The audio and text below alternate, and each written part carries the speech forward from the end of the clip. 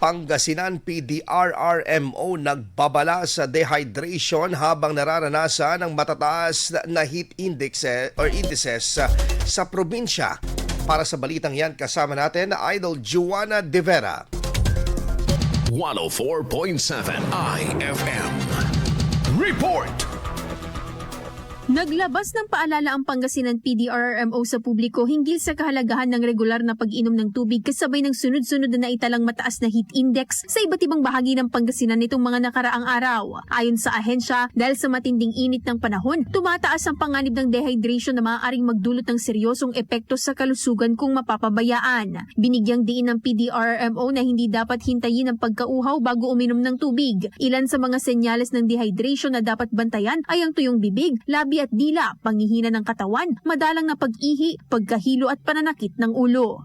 Dagdag pa rito, patuloy din nagbibigay paalala ang sektor ng kalusugan na huwag kalilimutan ang pag-inom ng tubig sa kabila ng abalang schedule dahil maaaring magpalala ito sa kondisyon lalo na sa panahon ng matinding init. Kaugnay nito, pinaalalahanan ng publiko na manatiling hydrated sa buong araw, umiwas sa direktang sikat ng araw sa mga oras ng matinding init at magpahinga kung kinakailangan upang maiwasan rin ang iba pang heat-related illnesses. Kasama mula dito sa IFM Dagupan, ito si Idol Juana De Vera, Tatak IFM.